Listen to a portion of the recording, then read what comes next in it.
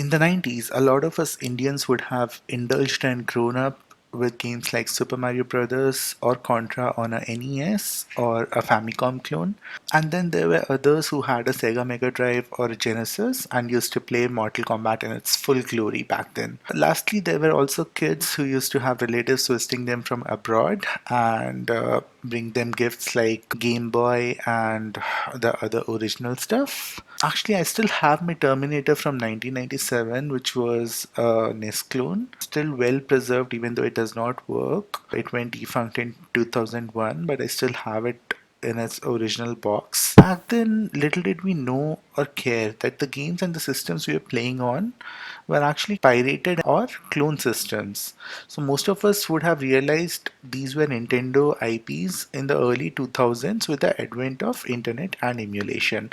So prior to that, at least I did not have enough knowledge, or I did not have an idea that okay, Mario belongs to Nintendo. So today we are going to talk about a system that was released in India in the late 80s and is a sought after item in the international video game collectors community. Hey guys, this is Indian Video Game Collector. Before we head any further, consider subscribing to our channel for more quality content related to video games. So now before we touch onto the main subject, let's talk about the history. So we got in touch with Mr. Mahesh Toshniwal, ex-managing director of the now defunct Samurai Electronics Private Limited, the company that was responsible for bringing the NES, the Nintendo NES, officially to India. And we took a trip down the memory lane to delve into the history of Samurai NES as well as Samurai Electronics. Mr. Toshniwal visited his school friend Mr. Suresh K. Lal, who was settled in Osaka, Japan, and was also the distributor of Nintendo games in certain geographies, and is now the CEO of Active Boiki KK. I hope I have pronounced that correctly. Who are the distributors of Nintendo in Southeast Asia and Middle East. So on his visit, Mr. Toshniwal learned about the Nintendo NES. He found it fascinating and he purchased a NES Asian unit for his personal use and brought it back to India with him. And in a matter of days, everybody around him, his wife, children, mother, neighbors, all got hooked onto the system. And this is when Mr. Toshniwal had an epiphany that this could go big in the Indian market. And yeah, definitely, the Indians would go bonkers about this particular product.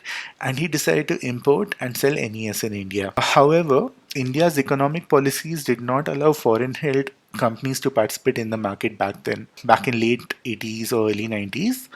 Thus, finished goods were not allowed to be imported. Hence, he approached Nintendo to acquire license to assemble the Nintendo NES in India. It took over a year and several visits to Japan to persuade Nintendo to understand that India is a huge market, it has a huge potential, and due to the economic policies, pushing NES in India is only possible if we assemble the console and games in India. So the video game industry was still recovering from the crash of 83 and companies like Nintendo were also looking at new markets. After a lot of persuasion, they finally agreed and Samurai Electronics Private Limited was incorporated in 1987 for the assembly of NES in India. And the reason why they chose the name Samurai was because Samurai means warriors in Japanese, and they thought that that would be a name that they would like to associate with their company as well as their brand for games. Thus, the Nintendo Entertainment System was rebranded and launched as Samurai Electronic TV Game System in India. The initial shipments of the Samurai console actually had a black Samurai sticker on top of the regular Asian version NES consoles. Subsequent versions had a red Samurai branding on the cartridge flap. I think I have shown you one of those in the unboxing that I did of my Samurai console. The consoles internally had original Nintendo board with the 3196A lockout chip, which actually takes care of regional locking and checks. And same goes for the cartridges that were sold under the Samurai branding at that time. The retail package shipped with two NES controllers with a Samurai sticker on the back, along with a main unit, an AC power adapter, audio video cables, and a Nintendo RF adapter. For more details, do tune into my Samurai NES unboxing video by clicking on the card above. The Nintendo Zapper, however, was sold as a standalone unit under Samurai branding, and we never had a retail set like the NES Action set. That is, we never had a set wherein we had a bundled Zapper in a retail packing along with the Samurai NES. The console was priced at approximately 5,200 INR in the late 80s, which would be around 320 USD dollars as per the prevalent exchange rate of 16.23 back in the day. And the game cartridges were around 1200 to 1800 INR, which is equivalent to 73 to 111 USD back in the day, depending upon the game. So the main unit was around 320 USD, and the games were around 1200 to 1800 INR each, depending upon the type of game that you wanted to buy. And couple of years later, the price was actually reduced. The console price was reduced to 4500 INR, or approximately 250 USD, going by the exchange rate of 17.94 in 1990. So this was actually done to make the console more appealing and economical, as the former price tag of 5200 INR for a gaming console was considered very steep by the general public back then. Though we do not have the exact number of units that were manufactured, and out of those how many were actually sold, or when did the production of the Samurai NES end, but Mr. Toshniwal did mention that the assembly line was able to churn out approximately 3000 units per month back in the day. In the next section, we would like to talk about duties and piracy. So, import duties have always been a concern when it comes to importing video games or buying video games that are manufactured in a different country.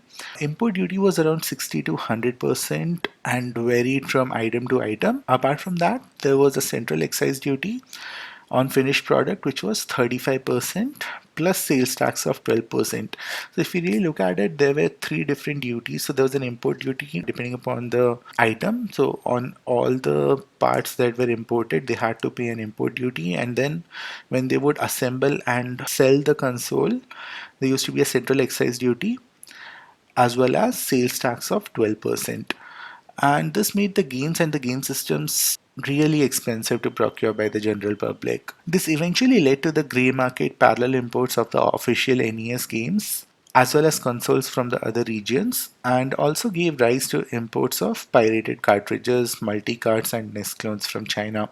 So on the face value, these provided the same gaming experience to the consumers at a cheaper rate, thus competing with Samurai in both the sales of the games as well as the consoles. Additionally, certain pirate outfits began manufacturing Samurai branded pirated cartridges, where the external shell was replicated along with the Samurai stickers, but the internal cartridge was pirated. These sold a lot at Gafa Market in Delhi and Musafir Khana in Mumbai, and some of them are still in circulation in the retro game reseller market in India.